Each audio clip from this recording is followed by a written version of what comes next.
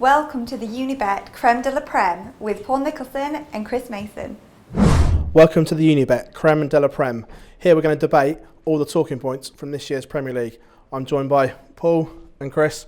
Right guys, you've had your instructions in the dressing room. You keep it clean and break when told to break. Touch them up. Right, first of all Chris, your performance of this year's Premier League.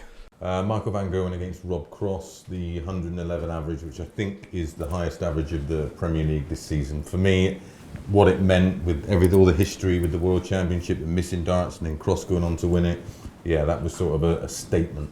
Yeah, I like that.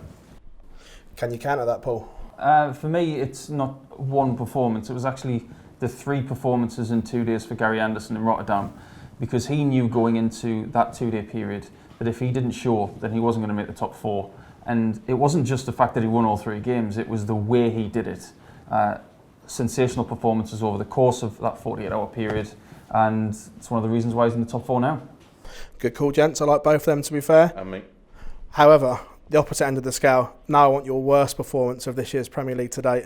Oh, I think it goes to 2. I think it was that match involving Whitlock and Gerwyn Price. They stumped the joint out. I think they just about averaged over 80, and it was woeful. And that's why at the beginning I expected those 2 to be at the bottom. But all credit to Simon. He actually he performed reasonably well in the early part, which meant he avoided the relegation where Mensah and Gerwyn Price found himself. But yeah, that was a stinker. Paul, have you got a worse one? I really don't, because I was working at the radio at TalkSport with Chris that night, and I commentated on that match.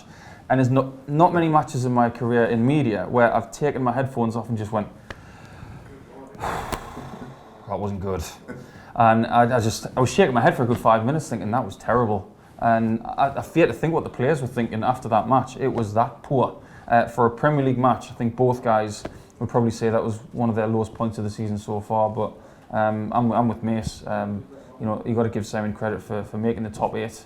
But ultimately, he's probably going to be disappointed not making the top 4 after the start he had. Interesting, you agree? Yeah, it happens. An interesting one now, double-edged question. The best Premier League venue, and which is the worst that you drop and get rid of? I love the fact that there is a venue in the southwest, but I prefer to see it go back to the BIC or something like that in Bournemouth, because there's no darts at all down that end. My favourite was Rotterdam. I thought it was absolutely bouncing in there. The atmosphere was incredible, as we're seeing now in all the European events that Paul covers. The atmosphere, even in the ones that hold 4,000 or 5,000, is insane. But that was just off the hook. So just for clarity, you're getting rid of Exeter to upset everyone. Yeah, well, it's not going to be a great loss. We didn't have one last year. God played his part on that one and covered it in snow. But yeah, it's still in the southwest, but I just don't like it as a venue. I don't think it works. I prefer the BIC or anything else down in the southwest, to be honest. But I just move it from there. I understand why they do it for logistics, but yeah, let's try another venue. I just don't think it doesn't capture the atmosphere for me. Fair one. What's your favourites then, Paul? Oh, Belfast was my favourite this year. Not just the gurney factor of having their favourite son right now in the tournament, but for me Belfast just seems to bring something a little bit extra in the decibel count. So I'm looking forward to seeing Belfast in coming seasons. But I'm an advocate for keeping Exeter, or definitely something in the southwest because they missed out this year with the snow. But I think Nottingham and Sheffield are very close to each other.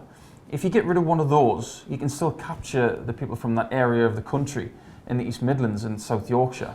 And one of those nights potentially can be moved to the continent, like Vienna, for instance, or potentially looking at somewhere else. And I think with the way that European darts is going now, there's every chance that could happen. How about East Anglia? There's nothing over there, is there? Norwich or anything? Stick something over there. Never know. Darren Webster might Darren Webster would love that. Yeah, he would. Right there, from there. Wouldn't be far for him to go and watch. From there, a topical question. Have players sold their soul to the Premier League and forgotten about their bread and butter?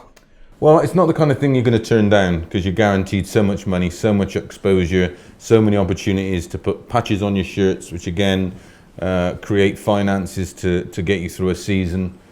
So no, not for me. It wouldn't be something that I would turn down. Maybe if I managed a young player, maybe I would hold them back if that was the case, that I thought they might need it. But yeah, no, I don't think I just think they take the money. It's the nature of the game. Nature of the beast. I think dart players and sports people in general, if you look at rounds of golf, for instance, they play 4 rounds in one weekend. Very rarely do they have 4 rounds that are exactly the same. You do tend to find with some of the Premier League guys that they tend to peak for Thursdays, and then their Pro Tour performance, whether it be European or Milton Keynes, Barnsley or Wigan, they tend to tail off after they've peaked on a Thursday. So maybe from a different standpoint, their priorities are different. When Premier League wasn't there, the only priority was the Pro Tour at the weekend. So now they've got to juggle that. And you've seen with Daryl Gurney, for instance, who's been the biggest 180 hitter all season in the Premier League, has the performances on the Pro Tour been up to his standards of last year? I'm not really convinced. I think he's been peaking for the Premier League over the last 6 weeks, hence why he did very, very well and only just missed out in the top 4. But potentially, if people prioritise the ranked money, their ranking would be different. Agreed. Good call from both of you gents. Good point. He's on fire. Loving it. Right, here's one for you. I know, Mace, you're going to love this one. Should players be picked for the Premier League on merit and ranking instead of commercial value when tickets are sold well in advance? Yeah, it's a double-edged sword, and it's like, why keep putting Barney in there when I'd have to give him credit this season, though. He did show like he wanted to be there, where we've seen previously from him that it's all a bit too much of a struggle, and it's almost an inconvenience. Was Price put in there for his commercial value because of the way he looked, and he was something unique, he was something a little bit different, something we haven't seen before. Possibly, though some of his results have been very good. He made finals, he played in some of the World Series events. Was he quite good enough at the time? Probably not. He got found out a little bit. As with Mensah, I think we've spoke about it before, definitely after Mensah won that Champions League of darts, his form's just tailed off, and he's sort of gone back to type all over again. But where do they pick them from? Can they keep reintroducing these new guys that ultimately find it hard? Credit to Gurney, as Paul said, this year he responded well, and he's performed exceptionally for someone with such little experience in that environment. But we can no longer use that excuse anymore, because they're all playing on the Euro. It's like playing a TV event every weekend now, in front of bigger crowds than I'd ever played in front of, and that's just on the Euro Tour. So I don't think we can use this excuse of lack of experience, because the only reason you would be considered for selection is because you've achieved something big in the game. So yeah, I'd throw them all in now. If they're good enough, put them in. Would I put them in for their commercial value? Not anymore. It's not necessary. It's a bit like, AJ could fight me tomorrow at the City Ground and it'd sell out. It's just one of those things. People love the darts. They know they're going to get their MVGs, their Andersons there. Just start throwing them in. If they're ranked high enough and they're good enough and they've achieved enough, get them in. For you, Paul, commercial or talent? I think you've got to have the whole package, and more so nowadays, the package is more evident. When back in 2006, when Gerwyn van Barneveld was put in the Premier League, I think that was needed. They needed marquee players who would then evolve into these really huge stars. And Raymond has been needed in the Premier League the last few years. Is he needed as much now? No. In my opinion, with this entire argument, he's got to produce the talent now to get himself back in the Premier League. He understood this over the last few weeks. He knew he had to play well in the likes of Aberdeen and Rotterdam to say, you know what, I'm going to stay in your memory for next year's selection. But when you look at the kids that lost out, Jamie Lewis, who a lot of people talked about making the semi-finals of the Worlds. Jamie Lewis is a brand. Jamie Lewis looks great. He's Welsh. He is a great dart player. It wasn't right for him at this point in time, but it will be in the future, I feel.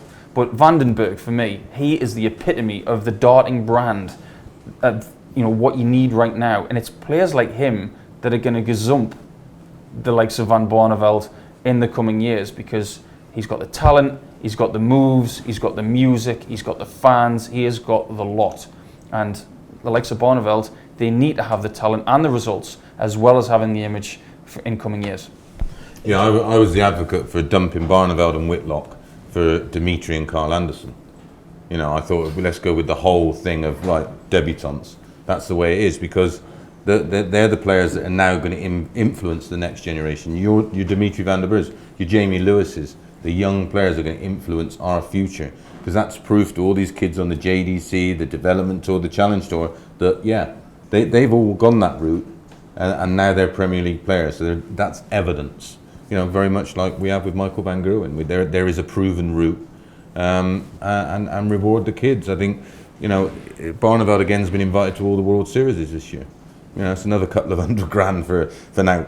That most of the time he looks like he can't be bothered to play in. But like I said, this season, not credit where it's due. Last year he looked like he just wanted to be anywhere else but playing darts. Where this season he's looked up for it again. He's lost a lot of weight. He looks well, and he's throwing some great darts. But I don't think he's going to get any freebies next year. Well, he's getting freebies at the minute, but he's playing in tournaments that aren't ranked. Yeah. He's playing in Premier League, he's playing in World Series. If he doesn't play ranked events, his ranking is going to plummet. If he finds himself in the situation that Adrian Lewis is in, where he's 19, 20, are they going to pick him? They're not going to pick him because he's Dutch, because they've got Mike van Gerwen to fill that void. They're not going to pick him from the legend point of view, because, let's face it, Gary Anderson could probably hold that for at least another couple of years. And the young talent is putting pressure on the likes of Barneveld. So he's got to play ranked events soon, or he's in trouble of not being picked next year. And we're starting to see some of those players start to move in the other direction. Your James Wade's starting to pick it up again. I know Adrian had a disappointing weekend last weekend, but overall on the Pro Tour, he's been absolutely blistering. He's another one of these players that's starting to punch in them big numbers again. And there's a lot of players moving in that direction. So those guys that opt out of playing Pro Tours and qualifying for the Euro events, they need that money, and there's no good in panicking later on in the year trying to make it all up, because it ain't going to be there to be had. Interesting, gents. I like that. Another very topical one we've got here for you. Peter Wright. Did he let the sport and himself down by constantly changing darts pretty much every week during the Premier League? And let's be fair, there was some absolute shocking results. Yeah, and some shocking setups that I can't see how they would have even worked at home, in your back room, never mind on a Premier League stage. I just baffling. But I think he got himself into such a kerfuddle. He just didn't know what he was doing, and there was nobody around him probably to go, right, just go back to type. These are the darts that work. These are darts you've had consistent success with. Stop trying to look for something that's not there. He's played to the, he's peaked in terms of ability. That he's shelved out. That's where he is. Don't matter what darts he uses, he ain't going to get any better. He ain't going to hit any bigger averages than he's ever hit before, because that's it. That's where his game is. Where he is solid is when he's 100% confident in his equipment, and his ability speaks for itself. And if he continue, since those Phil Taylor-esque type bulbous darts, he went straight back to the Euro 11s and the normal stems and the normal flights, and he's thrown lovely darts ever since. But you can see that he's not the player that he was before he started excessively, tampering with his equipment. And his sponsor must be scratching his head going, well, how can you sell a set of darts with his name on? Because who knows what he throws with? But that's the thing. If you're a manufacturer and you sponsor these guys, you want them to use the same equipment. So people get used to go, I want to buy those darts. You've seen them. You'd see them down the pub. With Peter, you're like, well, this is them this week. This is them next week. This is them the week after. But his ranking position hasn't been damaged too badly. He had a woeful Premier League. Outside of that, he's been playing all right. But I think he said at the beginning of the year he was going to win 25 titles this year. Did he say that? It's not going to happen now. No. I don't know whether you remember, there was a commercial on TV a few years ago for a very famous beer where they brought in some feng shui people, and this all white apartment was all fancy, and they were thinking about what to do, and in the end there was a couch, a fridge and a toilet. And that scenario for me is what Peter Wright needs to do. He needs to make things simple for himself. I don't think he's let his fans down, because he's great with his fans. He does put in a lot of time with them. But I remember doing a small bit with him on the radio after he won a Premier League match against Michael van Gerwen for the second time. And I said, so what are you going to be using this weekend? And he said, I don't know. I might try something new. And I thought to myself, if you don't know right now, after a victory against the world number one, then you really have been put behind the black. in snooker terms. It just seemed very confusing to me because Chris will probably back me up here. When you win a massive match like that, the first thing that doesn't spring to mind is what am I going to use next? It's the very last thing because you think, well, that worked. Straight back in the case and I'll see you tomorrow. Yeah. He's had a bad Premier League campaign, but he's had a bad one before. He knows how to get himself back, but this year there have been more questions asked about Peter Wright. He's got answers to bring to our attention, of course, but I do feel that the more he plays with the right setup, I mean, he even went to a 24-gram diamond grip recently, and it looked pretty straight, but it looked very laboured, like he was trying to fling them in. I think the 20-gram diamond grip darts with the shorter stem and the big flight, that's what he gets the consistent big performances from. And that's what he uses to beat Michael van Gerwen. So why change? He doesn't let his fans down. He doesn't let his sponsors down. But for me, I think maybe has slipped in performance and maybe let himself down as far as points are concerned. Yeah, it's one of those kind of things. The more you keep doing it, he's quite a simple guy when you speak to him. You know what I mean? He's quite an ordinary, straight up guy. There's no idiosyncratic sort of type about him. He's just a straight up guy that stands in front of a dartboard and throws his darts, which is even makes it more miraculous that he does all this fiddling. But if you start planting those seeds of doubt, which I'm just starting to see in him, and he's another guy that won his first major, like Gurney, like Cross, like Mensa Sulovic, won out since. You know what I mean? And no disrespect to the Pro Tours, I know they're hard to win and everything else, but they're pretty much, if you get your draw maps out right, few players don't turn up and few players get beat unexpectedly. We've seen it before. Mickey Mansell's won one. You know, we've had Max Ott win a mini major. We've had Johnny Clayton. You know, so we know it's there to be done. So the very fact that these elite level guys that have won majors are not continuing to win majors has to be a concern. And for me, that is a response by Peter Wright of why he started fiddling, because he wanted to find a formula that would take him to that next level to consistently win major tournaments, and it's not been there, and that's been his downfall. If he'd have just stuck with what he knew, who knows what would have happened. If you look at what he's won as well, he won a lot of Euro events last year. I think won 5, the UK Open. What did he use when he won those tournaments? What did he win when he won the German World Series event last year? It's all the same kit. It's not a coincidence. No. That's the end of my argument to that one. Oh, you both agree, I like that, but some great points in there. Another controversial one, Gerwyn Price. Was he out of his depth mentally and ability, having never been in the top 10 and got shoehorned into the Premier League? Yeah, it's a tough one. His perfect image and everything else comes from another sport, so brings another demographic to our game.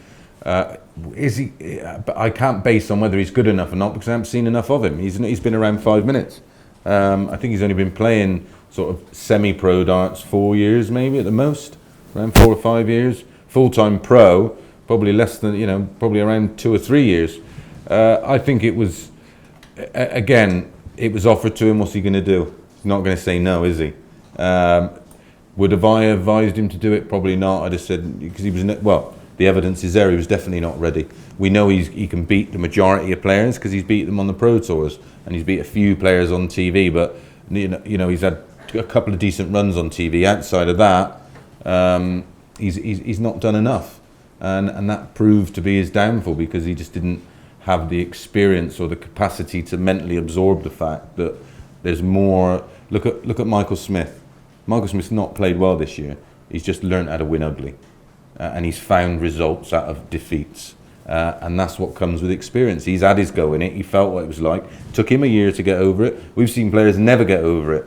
Wes Newton, Andy Hamilton. They've never recovered, ever. So will he come again? I think so, because he's tenacious. He's mentally strong. He comes from a sport that absolutely means you have to be mentally strong. And we know he's got game because he has beaten the vast majority of players he's played at some point or another, and just not necessarily all on one day. So, I think it was a big call by whether it was Sky's pick or Barry's pick. I don't actually know 100%, but I personally wouldn't have put him in there. But good for him. Nice. When it comes to Gezi, I think the occasion of Premier League, I don't think he was really ready for everything that came at him at once. For me, dissecting his career so far, if you look at the way he's performed at Ali Pali before he got beat by Michael in the year just gone, he didn't play well at Ali Pali at all. So that says to me that when he gets a big crowd behind him, sometimes he's gets a little bit edgy, and I noticed the amount of times he dropped a dart on the hockey during the Premier League, and that said to me that he was a bit shaky. But if you analyse his behaviour after games, you could say that he really wanted to do it, and he was disappointed with his performances. Yes, I am talking about his social media, which is comical at the best of times. I'm sure he's been reprimanded a few times for it too. I know all about that, as does Chris. But the more he played at Ali Pali, the more he got used to it. And I'm with you on this. The more he bats his head against the wall, the more likely the wall is going to move. Yeah. And the way he played at Ali Pali, the one just gone, so much better. And he had MVG going. He had MVG. He got him at it. If he could have just converted one of those legs that he lost and made it a slightly closer match, because Michael looked like he was just going to run away with it, and all of a sudden Michael's back was against the ropes, and he looked lost himself. It was like a genuine game of two halves. So again, we know he has that tenacious attitude to get himself back into a match against the very best. He just doesn't have any experience. I'm not 100% sure if Gezi knows 100% what it takes to be an elite guy yet. He has shown spells of being elite. On the Euro Tour in Austria recently, he had a sensational semi-final where he played really, really well. And there was a spot in that MVG match where Chris just mentioned, he had him. And some of the celebrations he does with these very textbook right uppercut, which I would not want to be on the end of, some of those celebrations I feel are put in there just to please the camera. I want them to be pure. I want them to be real. I need energy out of my body moments. And during that MVG match, I watched it all from very close quarters, and it was all pure. It was all because he needed to do it right there. I don't think he needs the aggression until it's necessary. And for starting matches and the middle of matches where it's tense, I think he needs to find another level of mental consistency where he can potentially challenge at an elite level. But we've seen already by making the UK Open final and that game with Michael proved to me that he has it. But it's consistency with Gezi, and he knows that. Yeah, he has too much energy. He's too fit. So there's so much going on. And as I said, some celebrations are literally to get a release of tension. Maybe go for a nice quick 10k run before a match. I'm serious, because he does have so much boiling inside of him, you can see it. And sometimes it comes out at the wrong times, and sometimes it can create too much adrenaline. Rather than a release of adrenaline, you don't want... It's such a fine balance of having a little bit of nerves, a little bit of adrenaline, a little bit of excitement, and you're trying to teach someone to learn all of that in a couple of years, and it's impossible. It's just one of those things. But we know he's got lots of ability. Chris, you touched on it there as well. Does the Premier League mentally scar players when they have a flop? Yeah, I think so. Especially not for those that are already established winners. So those that have won majors. They know what it's all about anyway. They have achieved the ultimate. Those that are constantly chasing a major, yeah, we've seen it. We've seen it done. We don't need to elaborate really. Those players are now not around anymore. Those players are Andy Hamilton playing in over 1,000 entry fields in the Welsh Open at the weekend and losing to somebody I've never heard of. This not too long ago was an elite player who was making finals and semi-finals all over the place. Gets absolutely drubbed in the Premier League and never seems to recover. And there was another guy in the last 16 of the Welsh Open, Wes Newton, another one. He never, I think Paul mentioned it earlier, we never seen the player that we know that plays normally, whether it be on TV or on the floor, perform at the Premier League. His throws seemed to change, his attitude changed, and that's purely down to the expectation and pressure. Because, listen, coming out the bottom two of that, being the first two out of that Premier League as an elite player must really grind. It must hurt. I'm totally on board with the Wes thing, and speaking about a guy who has denied me more money than any other player, and someone who did win a Euro Tour, I said to Wes once, go on that stage and be yourself. Because I'm watching you every Thursday and you just look like you're nervous. If you're nervous, you know what, you've got the best walk-on song possible.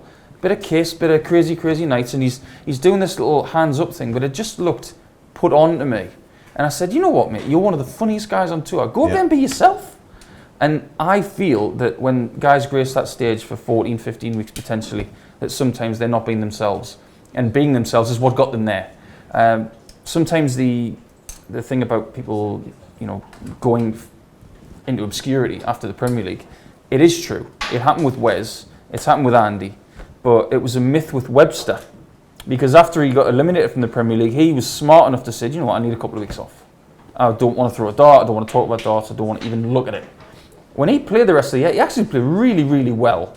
And he made the final of the Players' Championship in the early December of that year. So it's a myth that his game was ruined.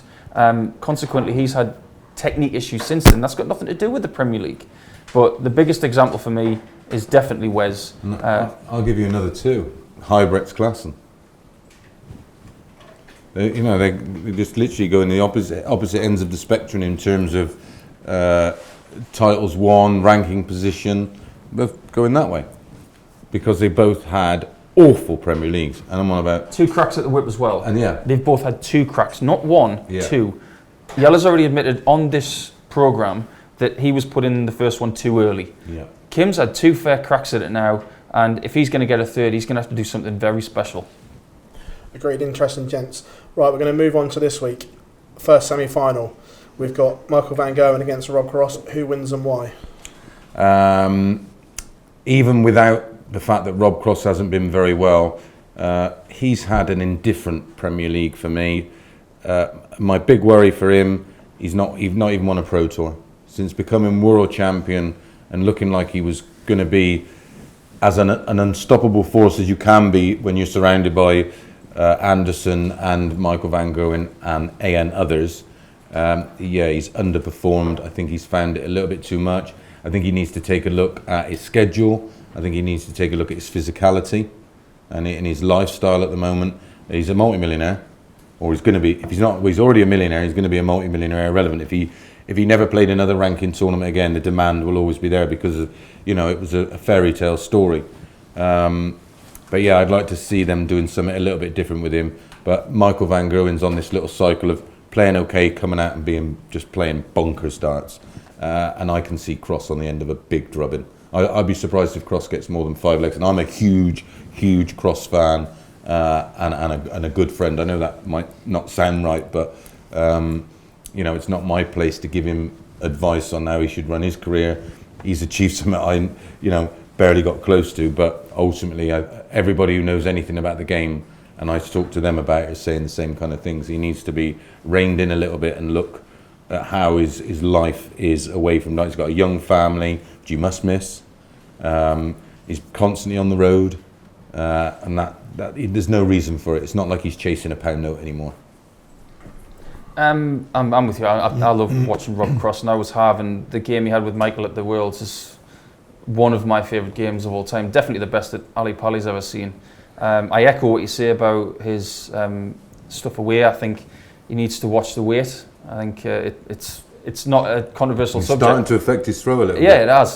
His balance will be different. We say that people like Peter Wright, for instance, since he was ill, when he lost a bit of weight, that's obviously going to affect his throw a little bit. But Michael van Gerwen's a bit like Shane Burgess right now, who's seen a bit of roadkill.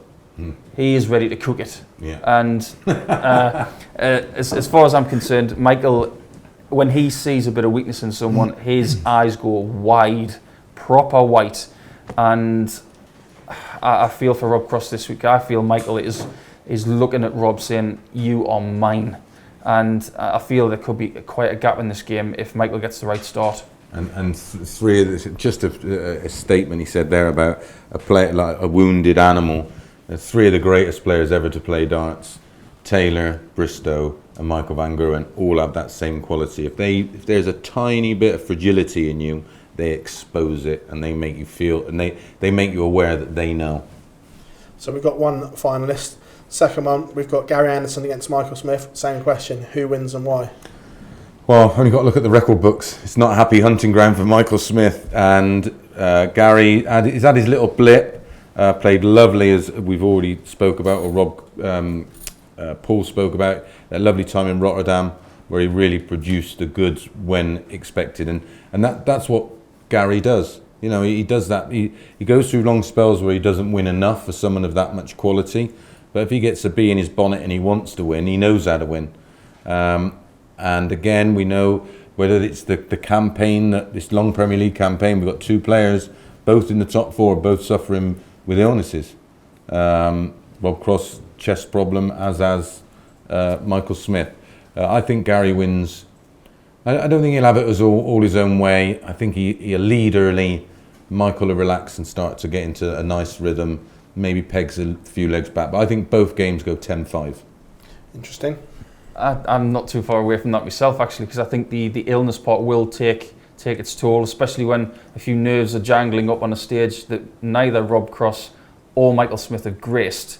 So, in my opinion, Gary's a little bit different to Michael. Michael, sees a bit of weakness in someone, he'll go hell for leather. But for me, Gary's he gets up for certain games, doesn't he? Like, he loves to play Peter Wright, loves to play Michael van Gerwen, and the potential of playing MVG in the final, I think, is enough for Gary to switch on into Rotterdam mode, which is why I feel, even with Michael Smith's 180 capabilities, I looked at his performance at the weekend, which wasn't encouraging. I think he's been grinding really well the last few weeks just to keep a hold of his spot, and he thoroughly deserves it. But what he would give to be fully healthy and fully practiced. But unfortunately, we don't have that. Gary's going to be fresh. He didn't play last weekend, so he's going to be fresh. He's one of these that's conscious. He stays away from certain events. It took him a while to realise it, but he's another player like Rob Cross. They don't need to chase a pound note anymore. It's not like back in our day we were chasing all over Europe for €1,000. These guys are elite level sportsmen earning elite level money, and they need to. They need to change their diary accordingly and their priorities accordingly. Look at the 2 guys that we're tipping to get to the final. The one common denominator for those 2 is that they have been taking the constructive breaks. Michael's been taking the odd Pro Tour off. Gary's been shying away from the European Tour. The reason why they're still at optimum level right now is because they're having these breaks. And why did Phil Taylor have such a long career? Because he took constructive breaks. He might be doing 8 million exhibitions a year at the minute, but that's because he's earned the right to do that. Yeah. When he was on the Pro Tour, he didn't play every week. No, you don't have to do that anymore unless you are seriously chasing points, like the majority of the guys are. Like people in my position, absolutely go and do that. Yeah. But if you're in Cross, Smith, Anderson or Van Gerwen's position, you don't chase points every week and you have constructive breaks. Take time with the family, and I see the 2 guys who are doing that as making the final. And I think you've already done an item on it. If Michael didn't play for the next 6 months, he'd still be number 1 in the world. Yep. So what is the point? What is the point? He's making millions out of the game. Why drag yourself all over, every awful venue up and down the country? Why would he want to go to Wigan to play 2 days of Pro Tour? Why? That's for the rest of the guys to learn their trade and move up the rankings. That's if he chooses to and he wants to, good luck to him. But Paul's spot on.